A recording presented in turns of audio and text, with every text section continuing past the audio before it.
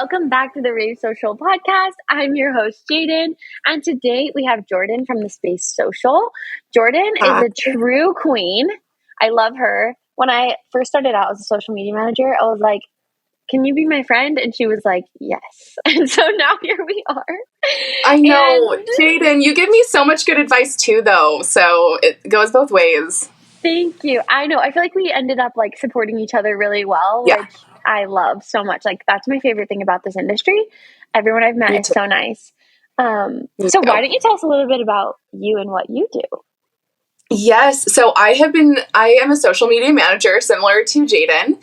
I own the Space Social. We're located in Las Vegas, Nevada. And I have been doing this for 3 years. I help clients across multiple industries, but I specifically like personal brands. That's who I like to work with the most. And yes, I love to help people find leads. I feel like that's the funnest part of social media is like obviously who you get to meet. And I love to find strategic ways to help my clients meet people who are going to pay them for their services. And I'm excited to talk about that today. Yeah, we're going to talk about lead gen, ManyChat, quizzes, what else? Building a community. We have like literally so many things. I'm looking at my list. I know. I'm so excited. To get through. So yeah, let's start with lead gen because I feel like that's actually huge and it's kind of hard. So what do you do to help your clients with lead gen? Yes. So currently right now, I mean, I feel like lead gen it's changing all the time, especially with AI. And I just feel like for myself and my clients, I want to be on the front end of that and make sure they are using AI. So currently my favorite way to use this is ManyChat and Interact. So ManyChat is, we briefly mentioned it. It's an automation system where you can essentially ask someone to comment a word. So I know a lot of people see other accounts post like, comment this word and I'll send you a link. That's ManyChat. Yeah. And I really enjoyed that. And then I love especially to send them a link to an Interact quiz. I feel like that is really fantastic for engagement. So you are using ManyChat to get people to take the quiz. Yes. So the quiz is the lead gen, right? Yes. So it is. And I'm trying to figure out where to even start. There's like so many things to talk about with this. So ManyChat, you can send people any link that you want to send them. So the reason I like ManyChat and the reason I like to suggest it to clients is because I believe consumers have changed a lot in the last 4 years.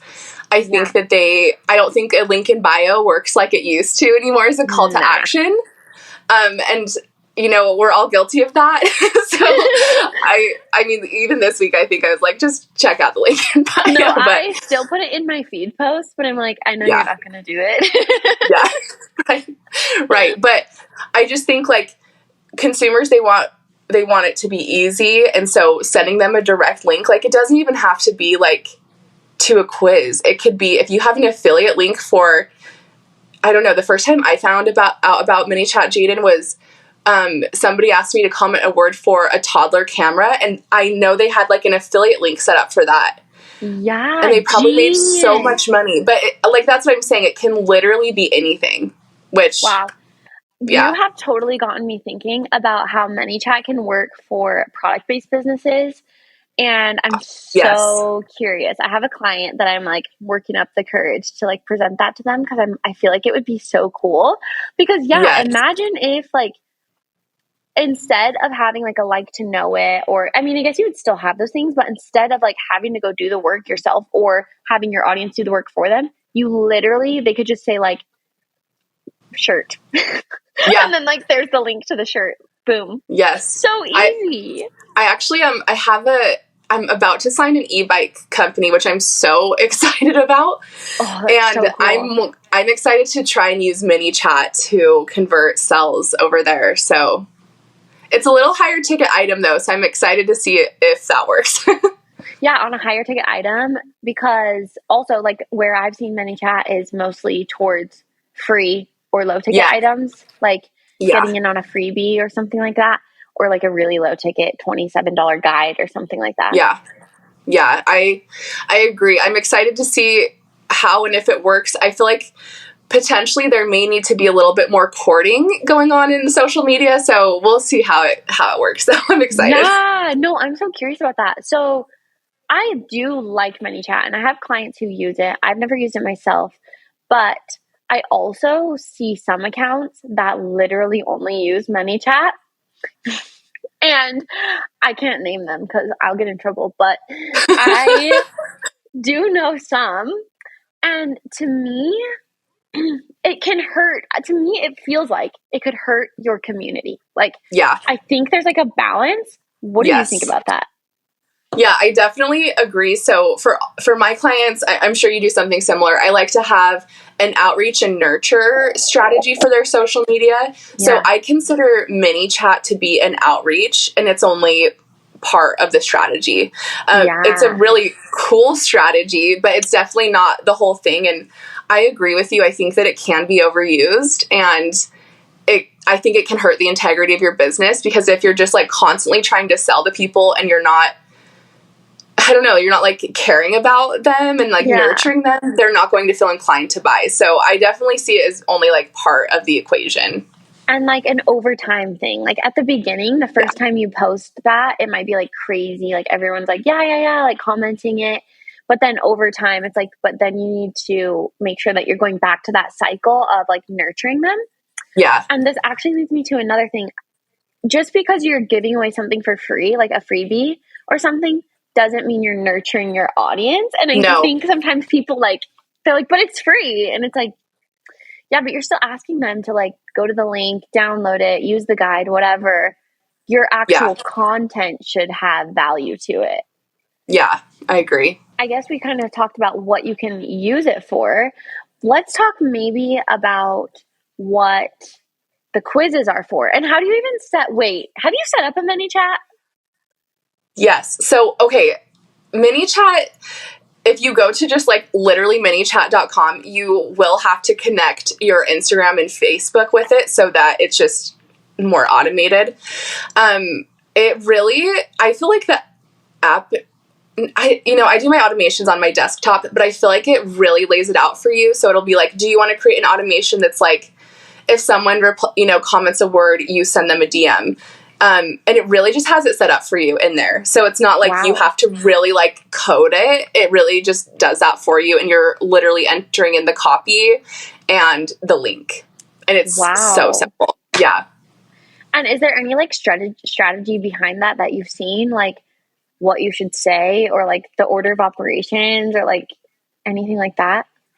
Yes. So, I mean, I feel like you'll agree with this. I don't feel like there's one way to have success on social media. So I can tell you like a few different things that I have found successful.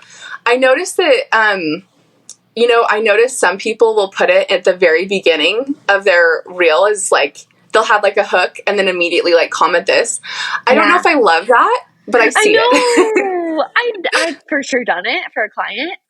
Same. But I don't know if I like it. Yeah, I hear you. It's like, it's good for outreach, but it's also like, I feel like it's kind of too soon to ask sometimes. Yeah, that's how I feel.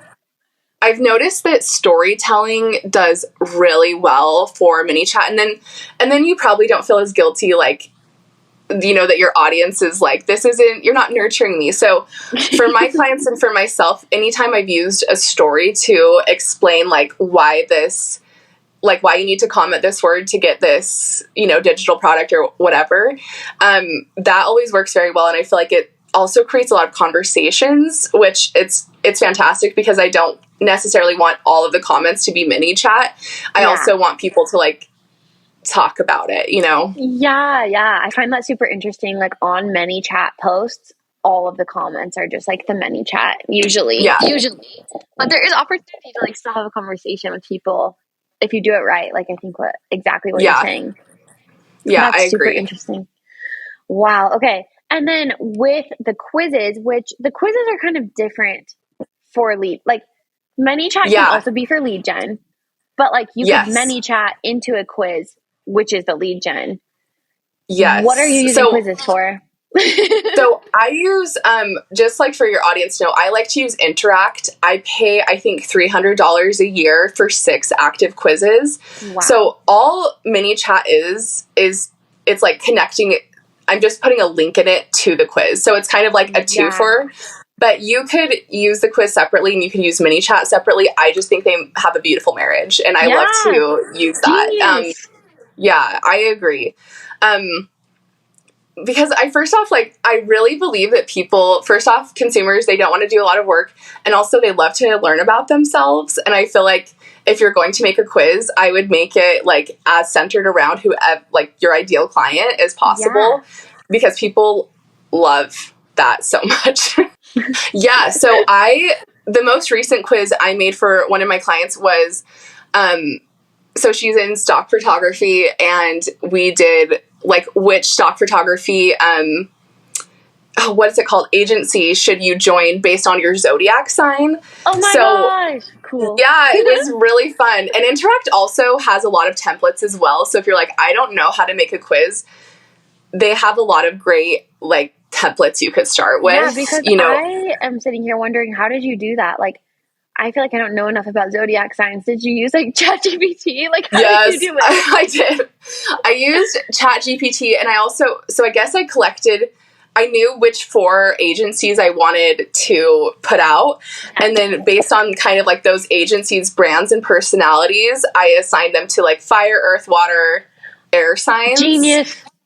Yeah. So, basically just looked up like general information about those signs and then tried to tailor it for those agencies. And I feel like that was so fun. That has done so well for that client.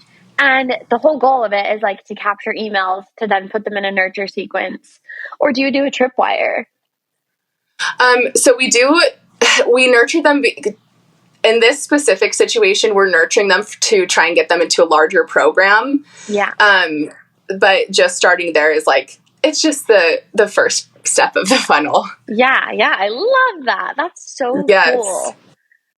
I feel like I want to do a quiz where I say, no one steal my idea. Maybe I'll have it done by this time when this comes out.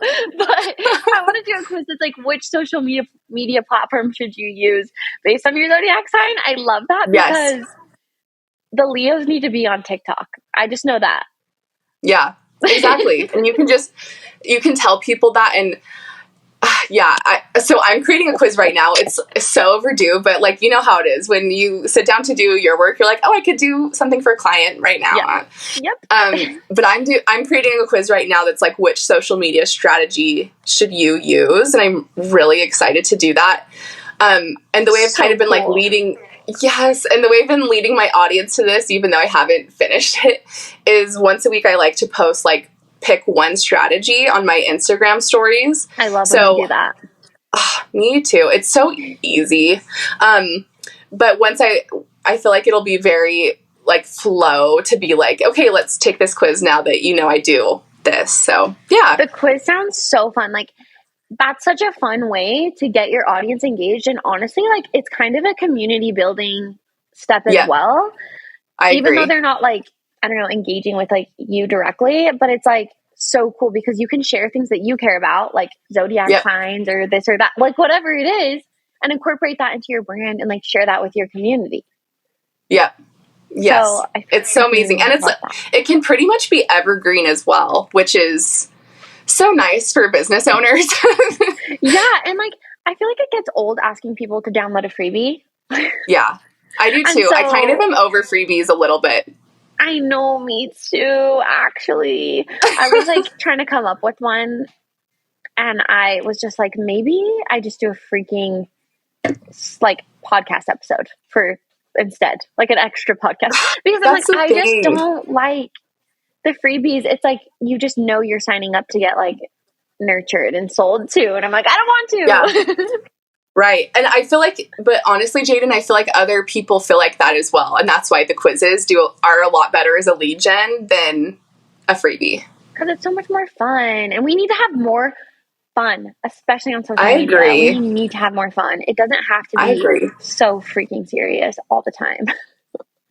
You're so right. It's true. Okay, question for you. What mistakes are people making in their lead gen? I think the biggest mistake people make is they're not 100% set up on the back end with their systems, and they'll launch it and it can be really exciting, but it's like if you're not collecting emails and you're not putting them into an email funnel, there's really no point. Audible gas. I think I feel like that's a pretty large mistake that one could make. Yeah, I feel like just not capturing emails is you gotta. I know, Jaden, I feel like if I could like say one thing and everyone took it home and did it, like get your email list started. It doesn't have to be that hard either. Like, you don't have to have a budget. It doesn't have to be beautiful. You can literally make like a landing page on any of the servicers, like MailChimp, ConvertKit, Flowdesk, whatever. Right? Yeah. It's pretty easy. Yeah, it really is. I feel like the apps also, like, they're trying to make it easier for consumers to use. So I feel like it is fairly simple. Yeah. Yeah. So everybody, get your email list going. Are there any other mistakes? I feel like a mistake that people make is that they don't do it. They don't. Yeah. They don't do it. Right. It's like, I think this is a great conversation. I don't know, people are in their busy season, whatever that is for their business, and they don't think to like, okay, while there's like a ton of people here, I should push out something for when it's like slower. Yeah. So, yeah, I agree. Like, you have to be thinking ahead. It's honestly like a business mistake that I made actually early on, because I grew fast at the beginning. And so I had no time, or I told myself I had no time to do these things. And then when my slow season came, which slow seasons will come, I was like, oh no, like I don't have a strong lead gen. And so then I was like trying to work backwards to create it and get back up to speed. But it's like, then you've already created like a lull there. Yeah. So you kind of need to prepare for that to happen before it does. Yeah. Yep. Yeah. I completely agree. How do you feel about selling in like your stories, even if you're not selling, like selling the ManyChat or selling the quiz or things like that? Like, do you have your clients do that in their stories or mostly in their feed? So you can do it in your stories. Like, you can ask someone to reply to your story. I try and do that sparingly. I just feel like stories are more of a behind the scenes, and they're a way for people to get to know you and your business and be more educated on what you do. And I feel like it is important to sell in the stories, but I just think proceed with caution. Yeah. You're kind of like, you talk a lot about soft selling, right? Yes, I do. Yes. I'm like, I'm bringing this up. We're talking about it. Yeah, I'm like the soft selling queen. I love a good soft sell. So what does that mean, really? Okay, so soft selling, let me talk about hard selling and soft selling, because obviously, like, you need to know both. So hard selling is when you're like, link in bio, here it is, like, you're very upfront with what you're selling. A soft sell is when it's more like trying to create a conversation. So the way I like to do this is I'll post on my story like, okay, today I'm working on Instagram and I'm working on a lead gen, I'm working on email. And I feel like by putting out there that you do these things, it allows people to ask you questions, and it is the best strategy for social media. Oh, I love that. And that was like such a good explanation of the difference. Yeah. Yes. So if you're like, okay, how do I soft sell? Just post what you're doing for the day. I love that. I guess I've been soft selling and I didn't even know it. Because I honestly you do. You soft sell so well. Oh, that's so nice, because I honestly didn't realize that I was doing that at all. Yeah. But I I love that. Okay. I know that's my thing with my clients too. I didn't realize I was telling them to soft sell, but I'm always like, just like the best way to sell what you do is just like show what you do. Like, just show it. Like, when you're shooting a wedding, like, what are you doing? Or when you're editing, what are you doing? Or when you're, I don't know, coaching, what does that look like? When you get on a discovery call, like, what happens? That's what's going to sell people on your service. Yeah. Yeah, I think people are I don't know, sometimes they're nervous to reach out and just like directly ask. But I think when you show them what the process is, it's less intimidating for them. And they feel safer to ask. And you're giving them, like, you're basically with an open door. You're like saying, you can ask me about this without explicitly saying that. You're inviting them to be. Yeah. Oh, I love that. It's the best strategy for Instagram stories, in my opinion. Yeah, no, I think so too. I completely agree. Okay, so we should talk about building a community, I feel like. Yes. Because we touched on ManyChat, we touched on lead gen, the quizzes, all of that. But what is it like to build a community on social media, and like, why is that important? Okay, I love building a community, and I love doing it for my clients. I've been thinking about like what building a community is, and I feel like it's just inviting people to, like you said, come into your space, like feel included. I think that a lot of that is just sharing who you are and being open. I don't think you need to share everything if you're not wanting to do that, but I think that, just like being open. Like, I think of my favorite communities to be a part of, and I just feel really seen in their content, and I love to try and recreate that on social media. Yeah, and I feel like one other good thing you do as far as building a community is like you have so many subtle things that you share about that I've connected you with, like Diet Coke, Pink. Yes. Like, honestly, what else? Like, you talk about a couple different, like disco balls. Like Hot Girl Walk is my biggest one. Hot Girl Walks, yes. All these things that I associate you with on like a community level. And it's also a personal brand thing, but it's like, I feel so seen. I love Diet Coke. I love disco balls. I love Pink. Like, I feel so included in your community because of those like subtle things that you wrap up into all of your content. I am so excited to extend this offer to all of my podcast listeners. If you didn't know, we just launched Intentional Instagram. This course is for anyone who is looking to bridge that gap between actually reaching their ideal audience and converting them into paying customers. So this is for you if you're posting every day, but you are not seeing the payoff. You can't seem to reach the audience that actually wants and needs your offer, and you're overwhelmed and frustrated with how much time Instagram is taking away from your business. Get ready to say goodbye to all of that and start showing up for your community on Instagram every day in under 30 minutes and with a lot more fun, and spend way more time at the beach, going for your hot girl walks, or working on your next big thing, and also making more money with the content that you're already posting every single day. If you're listening to this and you want to get Intentional Instagram, head to the link in the show notes and use code podcast for 20% off. I will see you there. Yes. So the strategy, like the way I like to view this is it's like an inside joke with my community. So they know I've been doing Hot Girl Walk forever, so they feel really seen and they know that I do that. But it's just consistently sharing the same things over and over. Yes, I think that's so important. And it really does build a community because like it's something I do, like, and I really didn't quite do it on purpose, but like people know that I love Kelsey Ballerini, or like people, yes, I do. People like associate me with like certain things that are just in life, and that builds like a really strong brand for myself, but also makes them feel like they're part of my community, whether or not they like Kelsey Ballerini.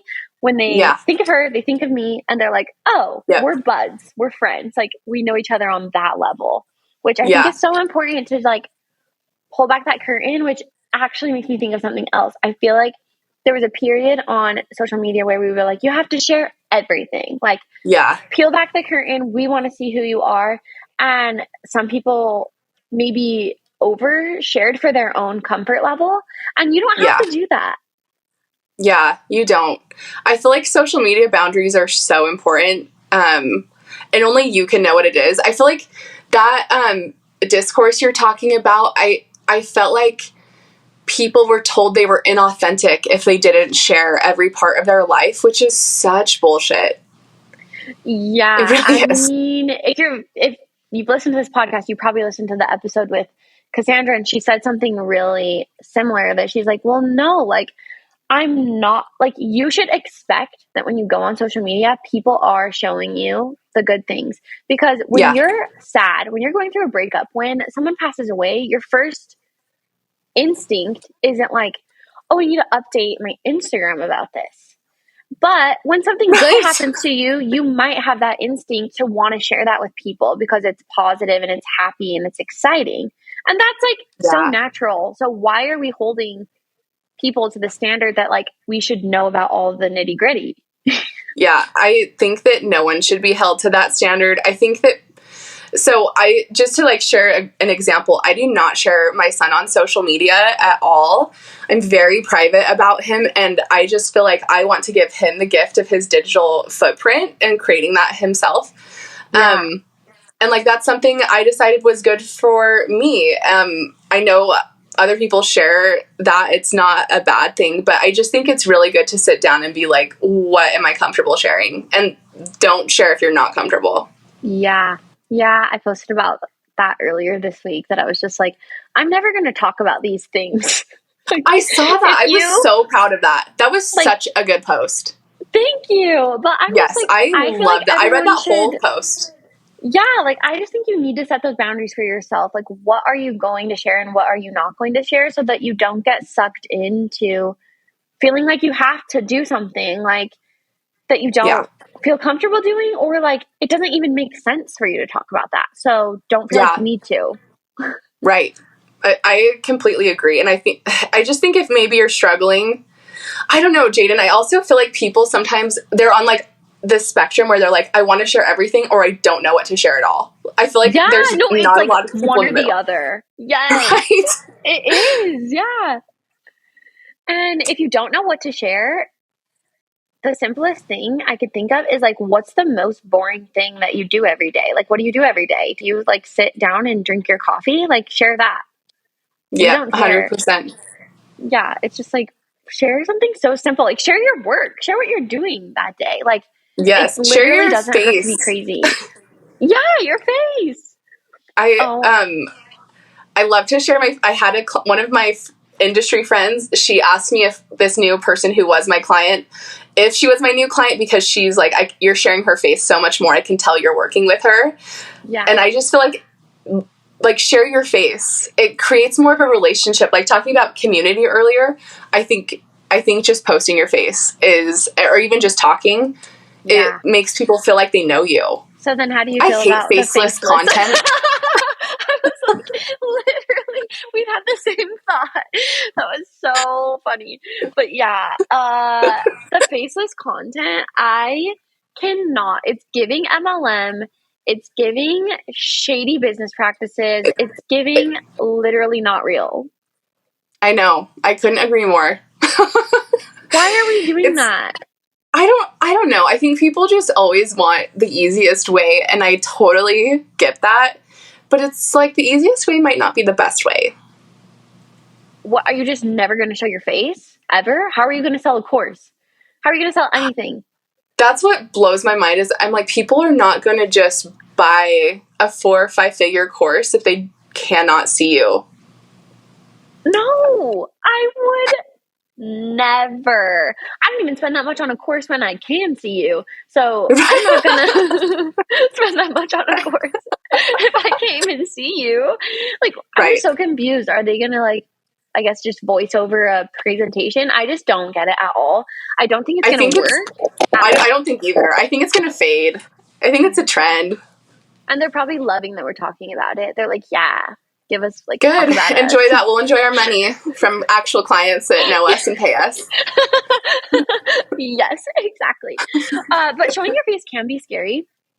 At first, I remember when I first started, I was like, how many graphics can I post? Like, how do I like not show myself? Because over time, I don't know if you've ever had this intrusive thought, but I have, where I'm like, oh, people are perceiving me. Like, people have straight up whole opinions about who I am, what I like, everything based on what I post on social media. And that is scary.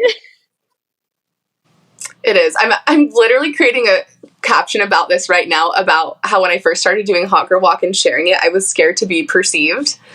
So Yes, I definitely understand that. I think it just takes practice, though. Like, it is hard, but I think the more you try, it becomes more like a skill.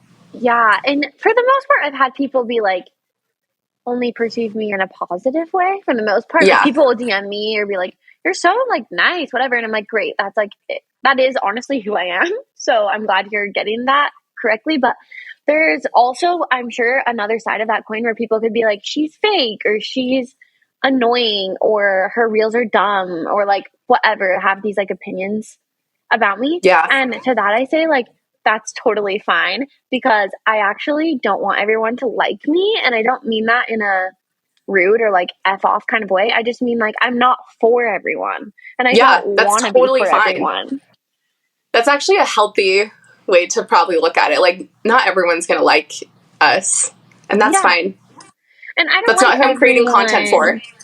I don't like everyone, and also not in an F you type of way, but in a way of like, and it's not that I fundamentally don't like you. It's just like, I'm not going to probably want to work with you for some reason that I don't think our energy is the same. And that's okay. Like, there's nothing wrong with you.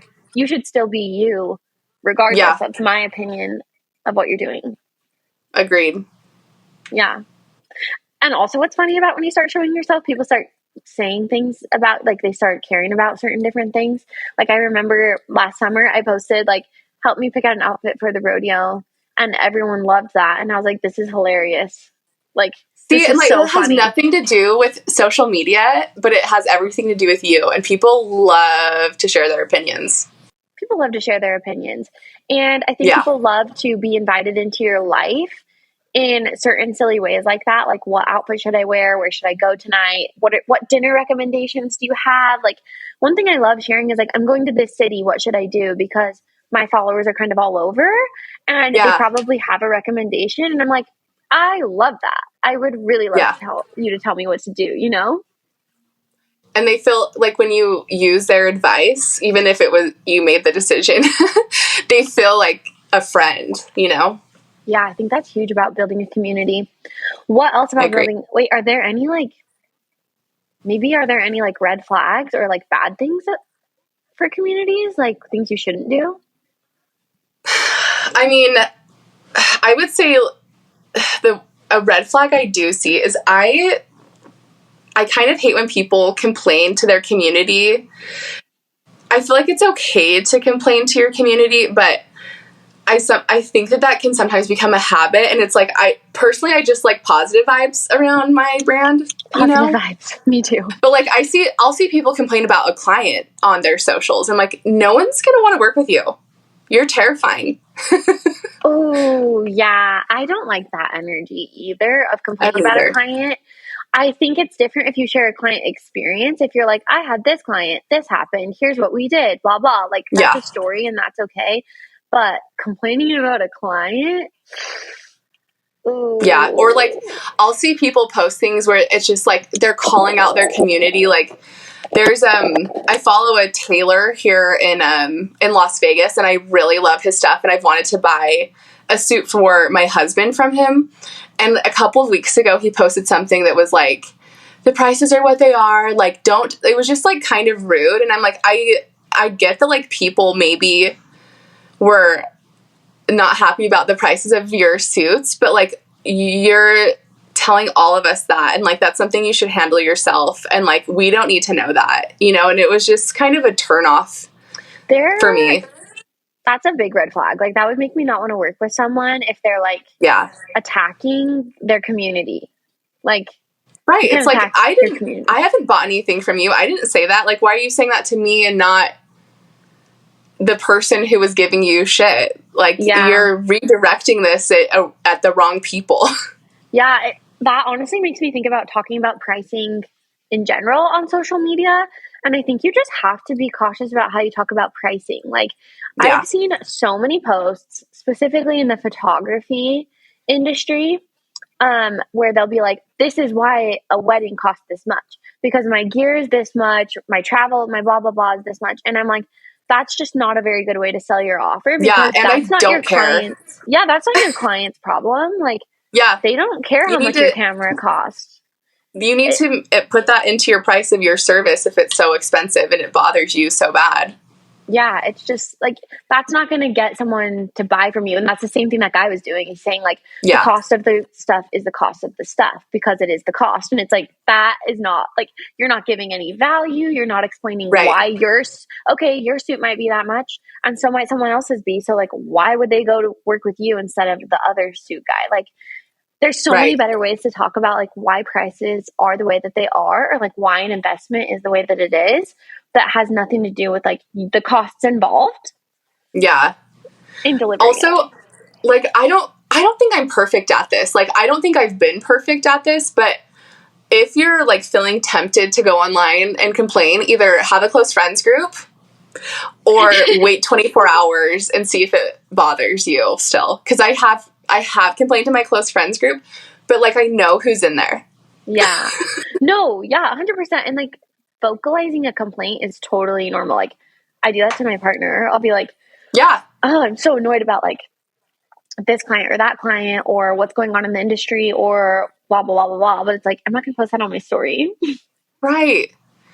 I feel like some things that I do see, I think if you complain about the industry and you're like, I see this injustice in the industry, it's maybe okay. But yeah, I don't know. I feel like a podcast, like more of a long form content or even a YouTube video is probably a more appropriate place because you can give more context. Whereas if you're like, this is how 100%. I feel, like people, they don't understand the context, and yeah. Because, like, for example, what we were just talking about, like, out of context, me saying, like, there's people I don't like and I won't work with them. If you take that out of context, you're going to be like, she's the worst.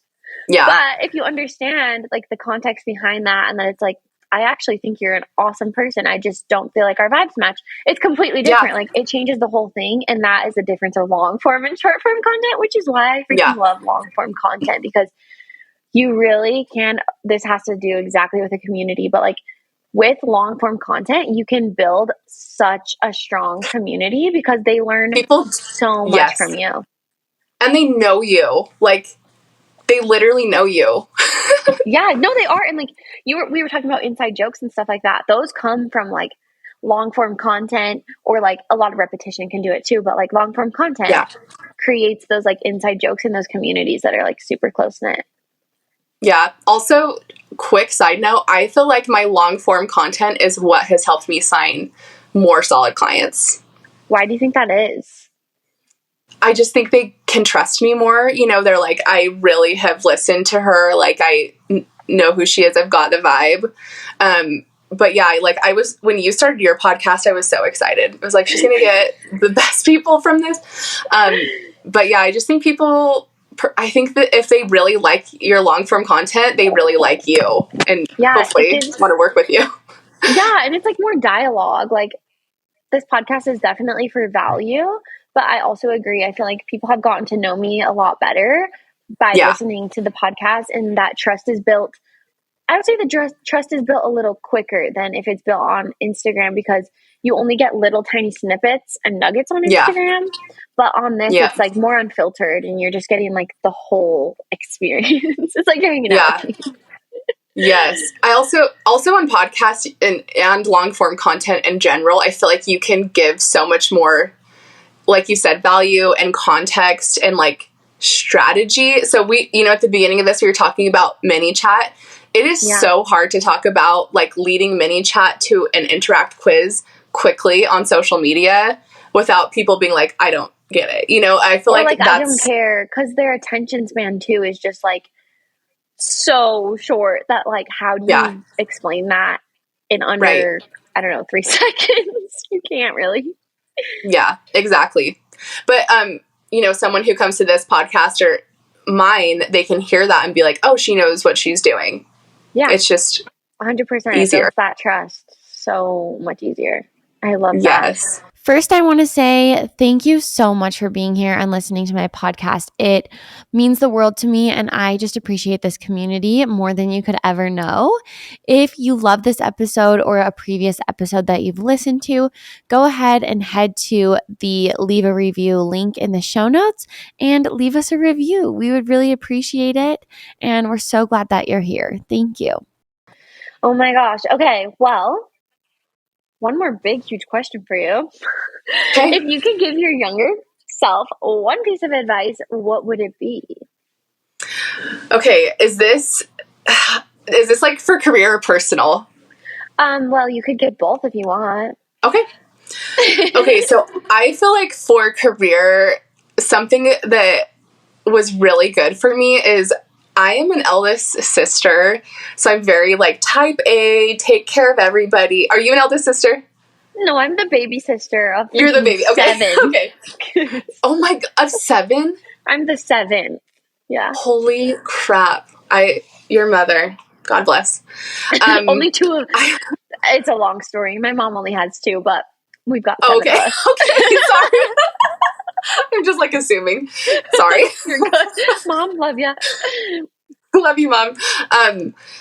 I feel like I would really, like, as you're choosing a career, pick something that makes sense for your lifestyle. So I feel like because I was very much like type A eldest sister, a lot of people wanted me to go into medicine, and like they're like, you're really good at putting out fires, Jordan. And honestly, Jaden, I just didn't want to. I'm like, I take care of everyone. I don't want to take care of people.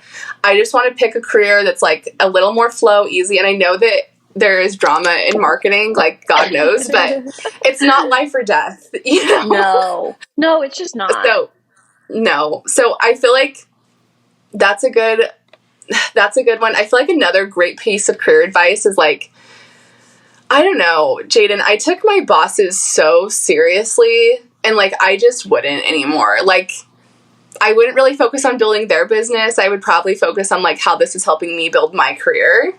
Yeah, which is I remember like yesterday I had this feeling of, I remember working in corporate and like having meetings with like my managers or the owners or whatever. I generally worked for smaller companies, so I had direct, CEO access. Yeah. But the way my heart and my gut, like I was just panicked, like physiologically talking to them, and I would literally not feel that way now. I don't get that way on client calls with any of my clients. Yep. I don't get that way when I get a mean email, which actually hasn't happened, or a mean DM or whatever. Like, which does happen. Which has happened, but I don't get that way when and I would in corporate. And I agree with you 100%. It's the element that I'm in. Like, I trust myself. I have ownership over my business. I'm not worried about getting in trouble, which is how you feel 24/7 when you're working for a boss. So I'm so with you on that. Yeah. And I feel you on my eldest sister. My oldest sister is or my older sister, not the oldest, but is a doctor. See, like, and I'm sure she's great at it, because it's like you can really channel that, like your personality into that, and like you're really taking care of people. But I just was like, I don't want to take care of everyone all the time. Yeah. Sorry. Yeah. No, there's nothing wrong with that. I really love that advice so much. Me too. Yeah. That's why I like to give that out to people, and I don't know. I just feel like you can have permission to do less. Like, here's your permission to do less. Yeah, for real. There's your freaking permission slip. Do you have personal advice? Gosh, I'm trying to think of like personal, because I'm married and I have a child, so I feel like I don't know if that's your audience. Are your audience, are they mommies? They're kind of, there's a variety. There's moms and there's younger people. I guess just like personal advice. I just think like something I'm really working on right now is just having like joy in life, and when I am feeling joy, I like to say it out loud to myself. I like to be like, I'm feeling happy because of this, because I think a lot of times we'll say that we're sad about something or anxious or nervous. Wow. And I don't think we do that with positive feelings as often. So I'm really trying to do that right now, and that's been really good for my mental health. So that is amazing. I'm literally going to use that advice starting immediately, because it's so true. That. Like, I will totally say when I'm having a bad time, but I don't always say like, this is so fun, or like, I'm enjoying this, or like, I love this. Today's a good day. Like, I don't ever say those things. And your words are your wand. So I feel like if you say that more often, that's what will be true more often. I completely agree. And it's just like so fun to recognize joy, you know, and I don't think we were really taught how to do that, you know, like I don't think our culture really wants that. I think they have really trained us well to be scared. The fear is ridiculous. Yeah. So I just enjoy like verbally saying I'm happy. I love that so much. Thank you for coming on the podcast today. Thank you. Thank you for having me. It was so good to have you. Yeah, and this was so awesome. I just really appreciate you. And everybody, we'll link your info, but also this is at The Space Social on Instagram. So yes, please follow me. Awesome. And say you met me from here. I would love to I love Jaden, so I would love to meet her people. Yes, no, and I love you and your people. I mean, I've met really cool people from you too. I know. That's like the coolest thing about the internet. It's just you can really meet. There's just no limit to who you can meet. No, I love it. It's limitless. I love it. Yeah. Thank you so much. Thank you.